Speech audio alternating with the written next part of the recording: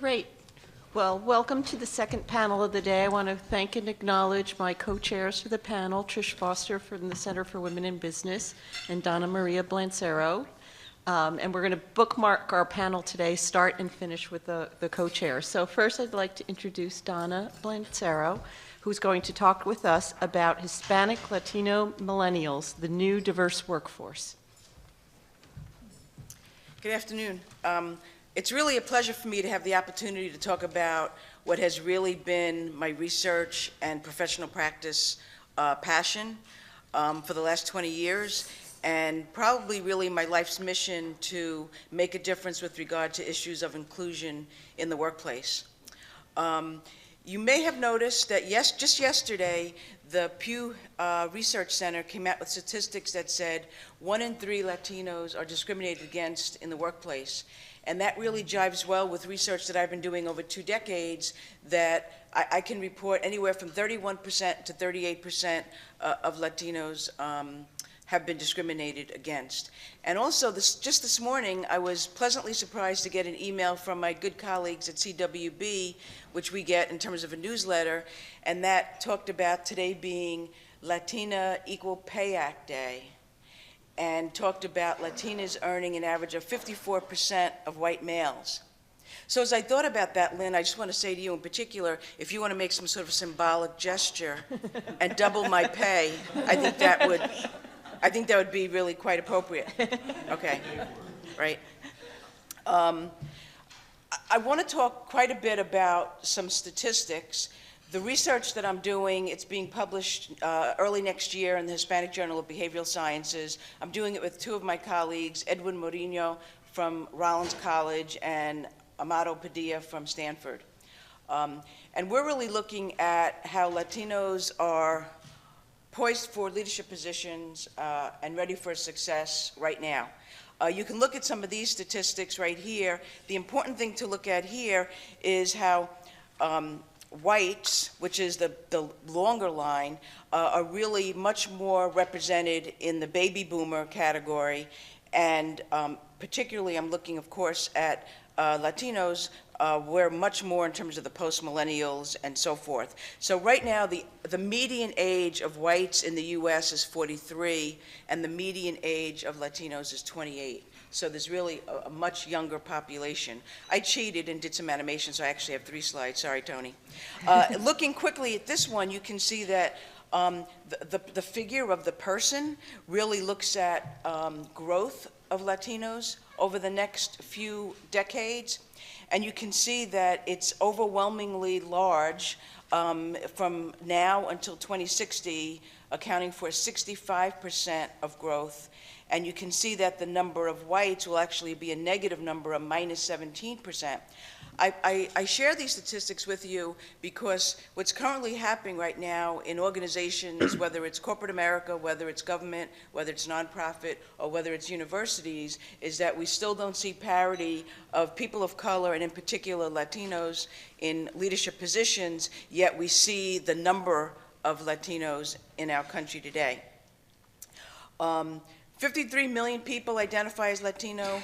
Almost 2/3 are millennial or younger. Purchasing power, 1.3 million. This next statistic, I have to say, is one of my favorites, right? For every white person who dies, 1 is born. For every Latino who dies, 8 are born. And if you saw my family, you would see that we're helping that. Latino cultural values, biculturalism, I think, really make the argument for people who are really set up for success in leadership.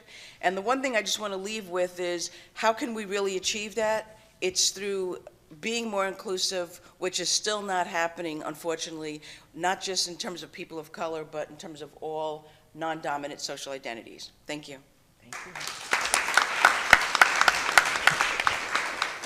Well, next we're going to have another virtual presentation by Susan Brennan, who's going to speak, if I can manage the technology, about career profiles, preferences, and patterns of Bentley students. Okay, so I guess it's supposed to pop up right there, right? We're here in Career Services talking about the future of work. And what better place than where we talk to both students and employers about what work is going to look like. We have a lot of conversations about where our students go and what kinds of jobs they land, but often what's missing from the conversation is really what do students want to get out of work, what matters to them, what are the values, and what is the culture that they're looking for. So it's really opportune that we're here in our space looking at our culture wall, which we launched this summer, so that we really could spark a conversation with students about the importance of work culture and values, and that we can really get at what are our students' preferences and share those with employers. One way we've done that is to actually engage with Universum, a worldwide researcher that's conducted a study of over 80,000 students, including 26,000 business students. And we now have data that compares our Bentley student preferences to the overall business school sample. And there's some really interesting data that I wanted to share with all of you. And one area in particular that I wanted to highlight, and that has to do with employer attractiveness. It's a question that we don't always ask, is what do students care about when they're looking at employers? And what Universum has done is actually develop a matrix that looks at both the intrinsic and extrinsic values of employers, and also how do you measure them? Is it quantitative or hard, or is it qualitative and soft? And so we have details that are on the slide that we'll be highlighting that you can look at that matrix. And we also have data in particular that comes from our students that tells us what are the drivers for Bentley students. And what I really wanted to highlight today is just some of the real exciting and I think surprising data that comes out. In particular, even though our students overall have the same drivers, if you look at Universum has 4 categories. Is it about employer reputation and image? Is it about people and culture? Is it about remuneration and advancement? Or is it about job characteristics? Overall, when you look at the top 10 drivers, our students have identical sort of overall summary of drivers. But what really surprises us is that there's one sort of top driver for Bentley students compared to the national sample. And the national sample really cares about what is called inspiring purpose, which really is a driver about employer reputation. Our students care very much about people and culture. In particular, the top driver for Bentley students is really about leaders who support my development. So that was a very surprising finding, and I want to now find out from Bentley students what do they actually value. So here we are looking at the future of work, and we're going to ask our students if they had to say what would be their top driver of employer attractiveness, what would it be? Is it about leadership or purpose, or what are Bentley students finding? So we're going to reach out to our students and ask them directly. So we have our colleagues here, our future of work. So tell us, Alex, what do you look for when you value an employer? I would say culture and opportunities for growth. All right, and can you tell us your top? And we'll go to the next. I would say Number 1. I would definitely say mentorship. Mentorship. And for you, Alex? Definitely the people of the firm. The people. All right, so more about people and culture. And do we have any more volunteers? One thing that you value from employers? Is the interaction that they have with their employees. All right, so it really is about that connection. So, so some of this is really cultural, some of this can be measured.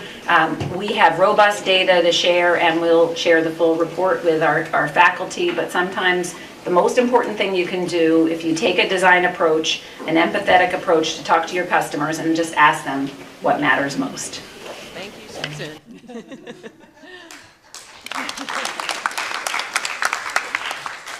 So next up, we have Cynthia Clark, who's going to speak on the changing nature of corporate governance, Director Refreshment, Pay, and Diversity. Hi, everybody.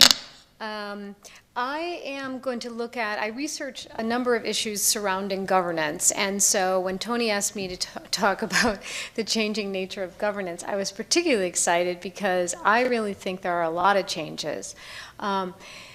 We are often sort of focusing right now on the fact that there's a little bit of a perfect storm. Couple of things that I want to share with you. CEOs and boards are dissatisfied with boards, number one. The general population is dissatisfied with boards. We also have very powerful forces at work. Institutional investors like State Street and BlackRock are now deciding that they are not going to vote for managers where among firms that have 2 or fewer females on the board, if they have engaged with that board prior to that vote. So that's huge. That's also going to create a tremendous amount of pressure among people to make changes. And that's just the beginning. So what I'm trying to look at and just condense into a small area is the fact that refreshing a board is very much related to evaluating that board and very much related to limiting the number of years someone can stay on that board. So I'm just going to throw you a few statistics. One being that according to a recent PwC study, 39% of people on boards are dissatisfied with their board members. Much of this has to do with surface level diversity, but age is a big one. Unprepared for meetings, they don't have the right experience, they're overboarded. And so on. So that's just sort of this is just people evaluating other people. But I think the following statistic is one of the main reasons we don't have more diversity on boards. And I feel like diverse boards are the future boards. So one startling statistic is 73% of all new board appointees were either sitting or retired CEOs and CFOs. I almost could leave the stage now, given the fact that that is the single biggest prevention to changes on boards. So until we try to change that, we're not going to get very far, although, as I said, that is changing. However, board tenure policies limiting the amount of time someone stays on a board are exceedingly rare. Only about 5% have that. Even further rare is the number of board evaluations. Board evaluations can be the individual, the board itself, and or the committees. Only about 32% of firms evaluate all of those. However, only 4% of boards evaluate the individual director themselves. So we have a very large problem, and as the corporate secretary for Mondelez says, is, you have to free up a spot in order to replace. I don't have time, but the link I have, and I'm happy to share it with you, I thought I was super clever with this because it's an E&Y video, but it talks about the progress we could make if every single board put a woman, a man of color, a woman of color on the board. We wouldn't be taking the 40 years we're going to take. It could only take 8 years. It's a very good study. So we need more diversity. This is sort of how I'll conclude, but I think we have the perfect storm where this is coming. And what we mean by deep or surface is demographic, okay? But we also need diversity of thought, diversity of experience, all those kinds of diversities that we're not currently recruiting for, but they will be coming. Thank you very much.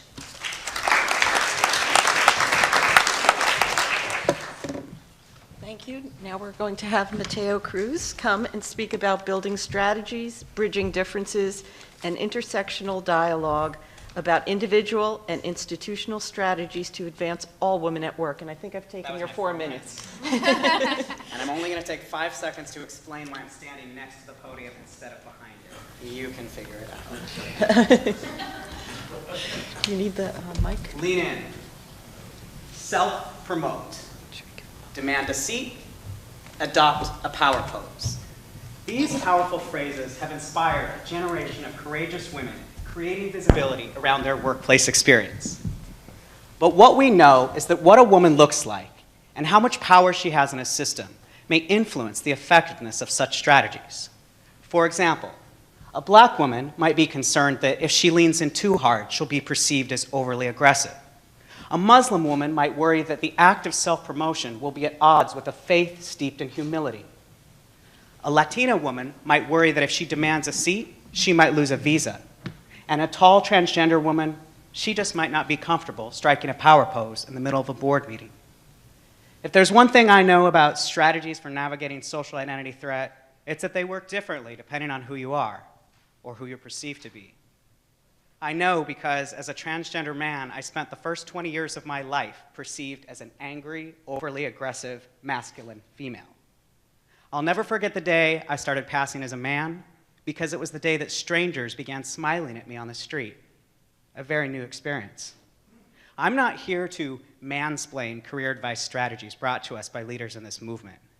On the contrary, I'm here to use my perspective as a systems scholar and identity researcher in order to advance this important dialogue. Today, I'm representing this international collaborative of scholars committed to using research to creating change. Together, we do find challenges in this conversation related to inclusivity. At the same time, we find great hope in a movement visible and powerful across multiple genders at the intersections of identity. We are interested in examining career trends presented to women through best-selling books. Our questions are twofold. First, what are the strategies being presented? And second, how might social capital, power, and access to resources influence those strategies? Based on a preliminary analysis of the top 10 books sold the past 5 years, we found that first, all 10 books are authored by white women. As far as we can tell, none of the authors identifies as a woman of color. Second, only one of the 10 books has a standalone chapter on the confluence of culture and gender. And third, none of the books explicitly address how gender identity, gender expression, or sexual orientation influence the effectiveness of strategies. Here's a list of the most common strategies advocated across text. The list isn't meant to be exhaustive, but it captures the most discussed strategies. Drawing from a model of how women contend with stereotype threat at work, the books target these behaviors at the intra and the interpersonal level. Rarely do books address the behaviors required for leading systemic change. Why should this matter? Well, earlier this year, Ernst & Young released a report that 23%, almost a quarter of business leaders today, state that they do not expect to see much change in gender diversification of leadership in the next 5 years. And second, a McKinsey report identifies women of color as the most underrepresented group in the corporate pipeline across all stages of their careers. And this is despite the fact that women of color express more interest in top executive positions in comparison to their white counterparts. We're not advocating for a lean-in for black women. We know that a one-size-fits-all approach won't work, regardless of social identity perspective. Behavior happens in a social system, and it's not women that need to change, it's the system. However, we don't see that empty box as deficiency.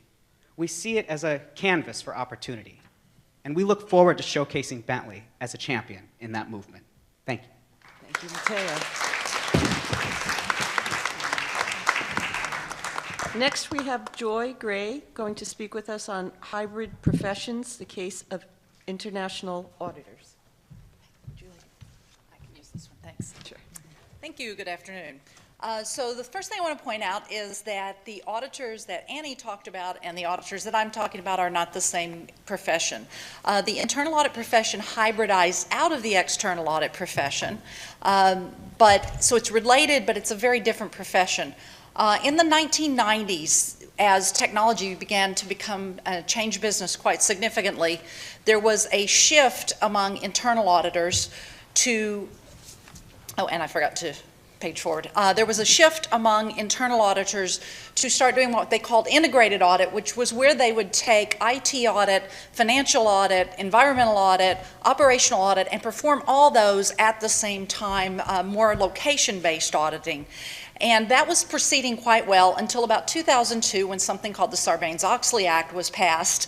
It was a mixed blessing for internal auditors as it focused a lot of attention on internal auditors who are internal control specialists, but it also detracted from some of that hybridization that had been occurring where they were doing the integrated audits. Between 1995 and 2015, the leading professional organization for internal auditors, which is the Institute of Internal Auditors, tripled in size. More than 120,000 members were added, so it was a much growing profession. But Sarbanes-Oxley shifted back to this financial controls focus, again slowing the integration process and slowing the hybridization process. There's very limited research in this area because there's no public data available and the profession is fragmented, so it's estimated that less than half of internal auditors are part of the governing professional body. So you have to be very creative in data collection when you're working in this area. What we did with our study is we triangulated data. We looked at some existing marketing texts that are available online from a specialty professional services firm. Those were developed by interviewing people, internal auditors from multiple companies. So we took a look at those, did text analysis. We then triangulated that with some qualitative data we were able to obtain from Assoc, which is the leading governing body for IT auditors. And we worked with that data, and then we interviewed some practicing internal auditors to look at that data. What we found in looking at this is that, consistent with hybridization literature, it's the demand for IT audit professionals exceeds the available supply. So what we found is that the internal auditors started expanding their own skill sets in order to fill this demand because they couldn't ignore the risks associated with IT audit. So as they hybridized, we had reliance on the individual to be willing to do that, and we also had to rely on the fact that their managers were willing to allow them to do that. And they also had to have a certain skill set. They had to be tech savvy, they had to have strong critical thinking skills, and most importantly perhaps is this continuous learning mindset. The auditors themselves had to be willing to learn new skills. And we believe that this trend is going to continue and probably accelerate as the risks associated with IT audit become more recognized and the need to fill IT audit roles become more important. Thank you. Thank you, Joy. Now we have Jeff Shuman going to speak with us about collaborating with partners, the new key to success. Good afternoon. What I'm going to talk about is based on 20 years of consulting and research with the global 200 companies. So when we look at what's going on, and Gloria alluded to a little bit of this in her introductory remarks, the business transformation or digital business transformation that's promised by all these new technologies that we look at is not possible without a next generation partnering capability. A lot of companies are very focused on bringing all these new technologies into their business to try to improve the ability to satisfy customers' experiences desired as well as solutions. But if you look at this, we feel that the technology alone does not work. In the average IoT implementation, there are about 5 to 7 companies involved. And at the end of the day, although the ones and zeros might flow, they will not produce the outcome that's desired if there's an inability of those companies to partner, period. And so successful business transformation is based on a capability, a next generation capability to partner. It allows you to leverage new technologies, reshape and redefine business models and processes. One of the things that's clear, if it's going to work, the CEO, the executive suite has to 100% walk the talk behind partnering in their organization. And it isn't something that's nice to do when business is busy and we have a few extra dollars, but things get tight, we cut back on partnering. It has to be there. It's mission critical. So the work that we have done over 20 years really is to develop what that capability is, to document a new body of thinking around how do you really bring this capability into organizations. At the very least, it needs, one on the left-hand side of this, to be baked into the strategy of the organization. Unless it's baked into the strategy, it will not be allocated the resources necessary to make it work. And just having the resources isn't sufficient if the organization itself doesn't have the culture and the capability to partner effectively. So what does that mean? What's the capability? We look at it as having 3 elements: how you think, the mindset, the skills that are necessary to operationalize that mindset, and lastly, the tools to work with. And we have spent the better part of those 20 years really developing the appropriate skill sets and educating thousands of executives across the world in developing their competency so that the organization can provide that capability. And we have developed online and offline tools to help them do that. And to really integrate it into the organization, it has to be baked into how work gets done. It has to wind up being in the DNA of the organization. The strategy of the company, it has to be in the research end, the development end, it has to be in the deployment end where you get into sales and marketing, and it has to be in the support functions of the organization. And obviously, on top of all of this is the management of the organization. Partnering has moved from being something we might do with build or buy doesn't work to mission critical, front and center. More companies look to partnering today as the vehicle for strategic growth than looking at the old build and buy thing. So I think it's really critical today when we look at the future of work to really take into consideration the competencies that workers need. And as I try to tell my students, is the ability, their competency to collaborate really is the secret sauce of making all of this work. Thank you very much.